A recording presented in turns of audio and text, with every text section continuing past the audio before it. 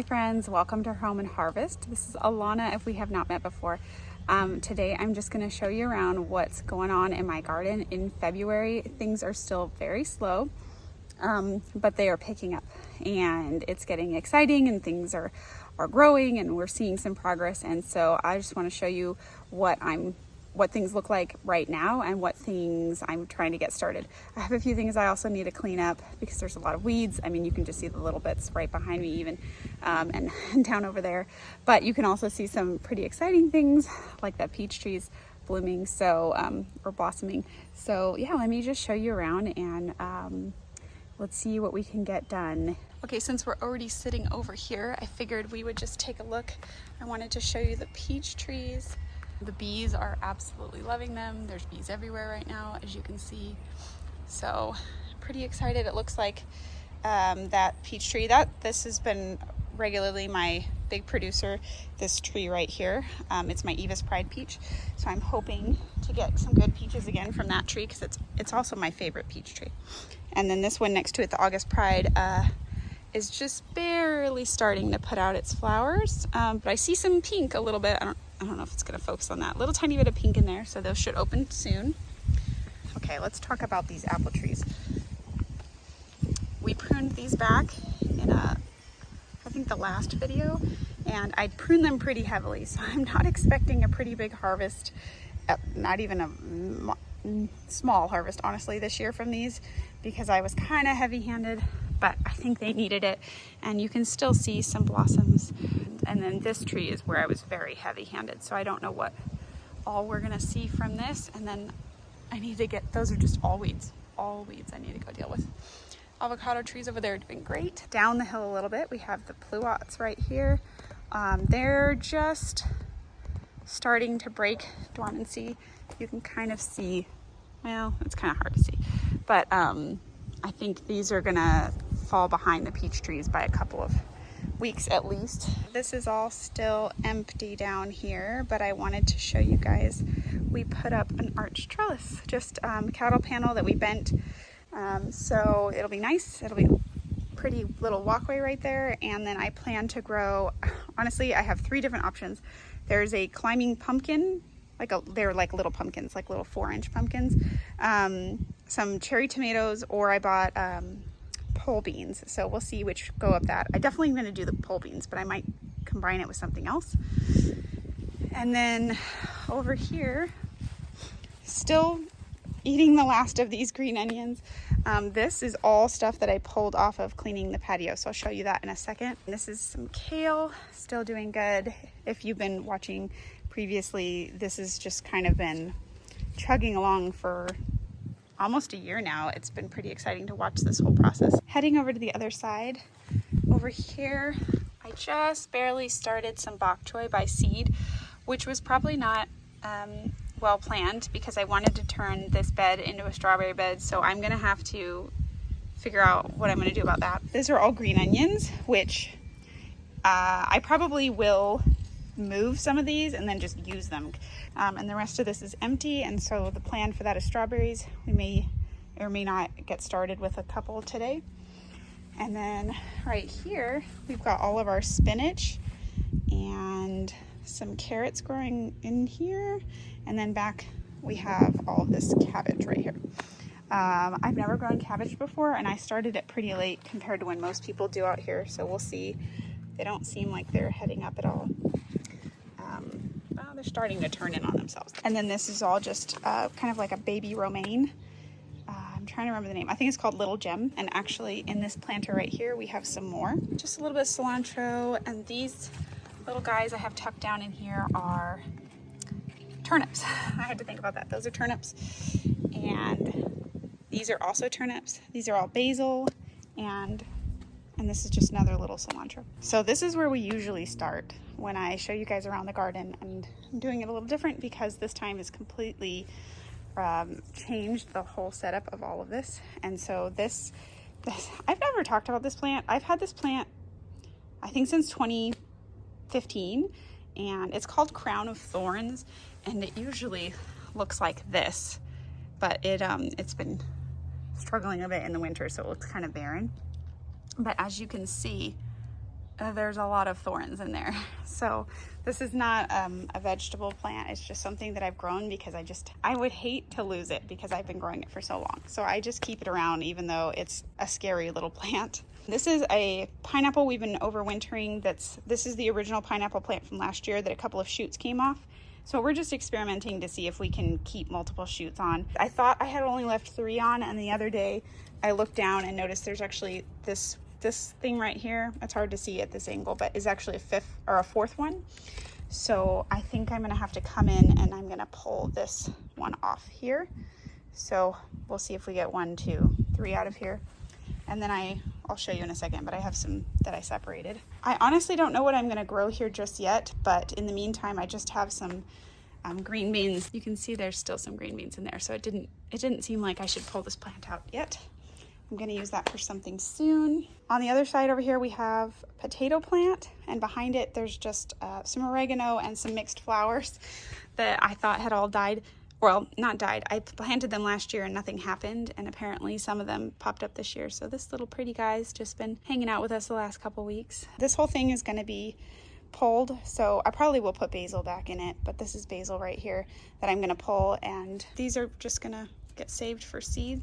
And then down here we have another green bean plant that still had green beans, so I didn't wanna pull them out yet.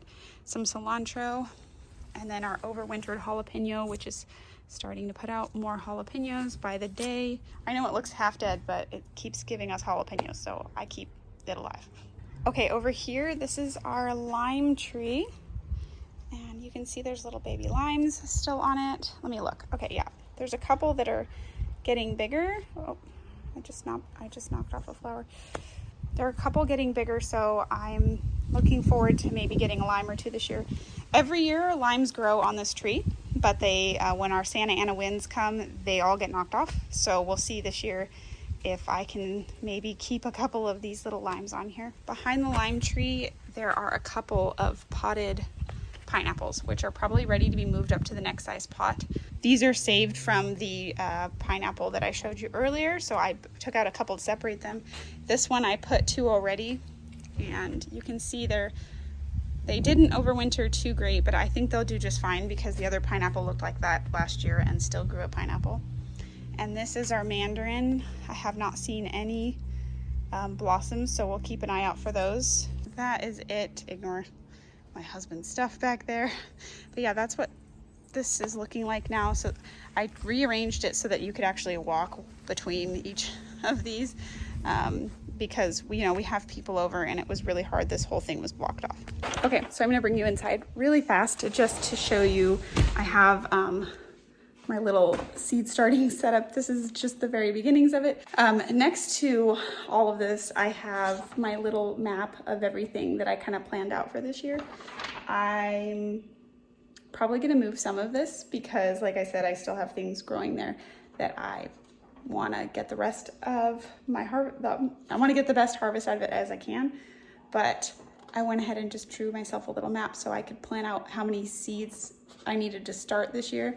It's not beautiful, if you can see. I'll let you kind of get an idea of what that looks like. Yeah, it's definitely not perfect, but it's good to start from somewhere. You don't want to start 10 tomato plants or 10 tomato seed cells and then only have space for 2, and vice versa. You don't want to start just 4 and you actually had space for 10 and then to be rather disappointed. So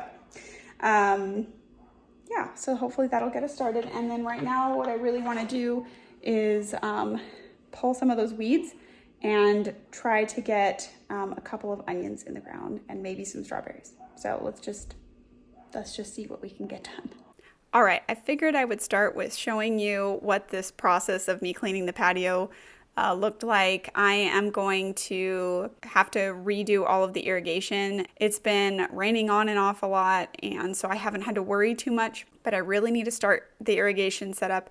I'm pretty sure I have my plan, and the way I'm going to set it up, as long as it works, will irrigate both the new planters that I set up and all of these individual planters here on the patio. Every year I rearrange these planters on the patio. Every year I add more and more. My husband's always so excited when I buy a new raised bed or expand part of the back hill because he's thinking, oh, that's great. You're going to be able to clear off some of the pots from the patio. But inevitably, I just end up filling more things up. So the goal this year is to try to keep it the way I have set up so that people can really use this patio. I mean, it's fine that there's plants on it, but I do want people to be able to come and go on our patio. Also, every year, I consider ripping out some of the grass. I think I've mentioned before, my ideal backyard would be a little urban homestead where I would rip out most of my grass, probably not all of the grass. I like having a strip of grass that maybe kids can play in, and there's just, you know, little things that you can do with grass that you can't do with a bunch of raised beds. But it would be so awesome to just have most of my backyard growing food for us and being able to enjoy going out there and harvesting fruits and vegetables and even flowers.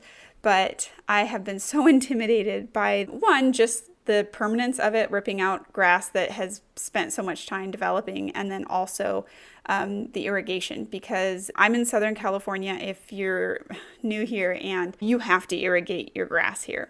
Nobody grows grass in California, or at least not in our area, without having sprinkler system, usually a zoned sprinkler system like we have. And so I just feel a bit intimidated by basically ripping out that zoned sprinkler system. And I know what I would do if I ripped it all out, but I don't know how to like start with just part of it.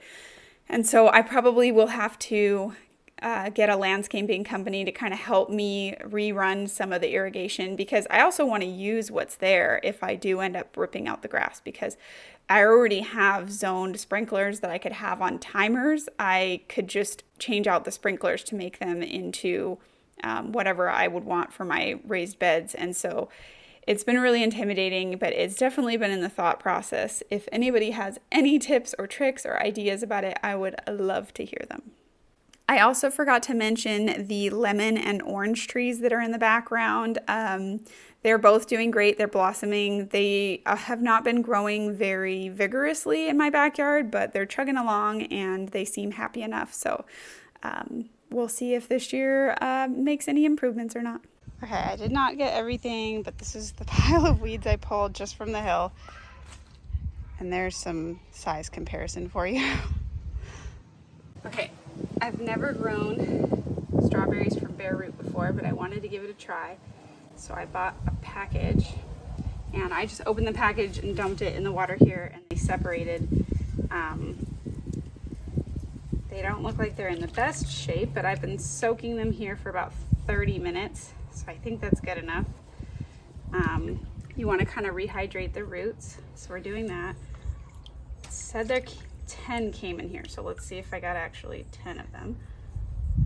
And the roots kind of seem a little sad to me, but I don't know, we'll see. We'll find out if we get anything good from them. Hopefully we do. 1, 2, 3, 4, 5, 6, 7, 8, 9, 10. It's exactly 10, which is what they said they gave me. And then a bunch of random roots. I just went ahead and changed out the water so that I'd be able to see everything better. So let's get these over where I think we're gonna plant them. So I'm gonna put 4 here and then run the rest along this front section. And I might have some leftovers. I just wanna work around the green onions for now.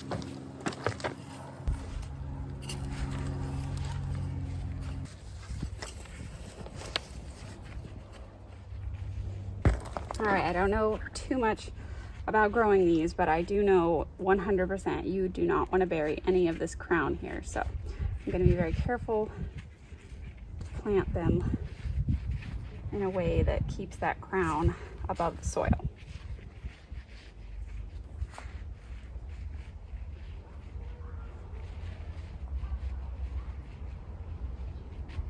Okay. This is my second time growing strawberries, but it's my first time growing them from bare root.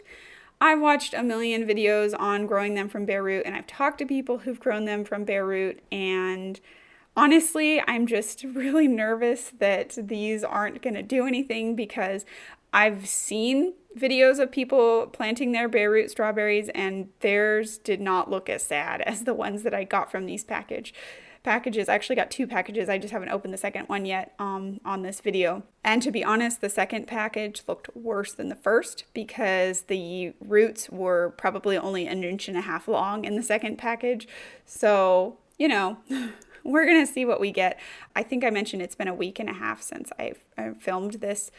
And now that I'm recording, there are already a small handful of them that are showing tiny bits of green leaves. So I have a little bit of hope there, and we'll see if all 10 make it. I'm not going to be surprised if they don't. And then the other pack that I bought was also a set of 10, so 20 total. Pretty sure not all 20 are going to make it, especially from the second packet. I mean, they were really sad. Okay, I was able to get 9 in there. I think I'm going to try to stick number 10 in a pot and just experiment to see how it grows like that, because I don't want to rip anything out in order to plant these right now, so we'll just try it. Okay, well that is it for February, at least for this week. I ran out of time to do everything I needed to do. The onion sets will keep for next week, so I decided to wait on those and went ahead and did the strawberries.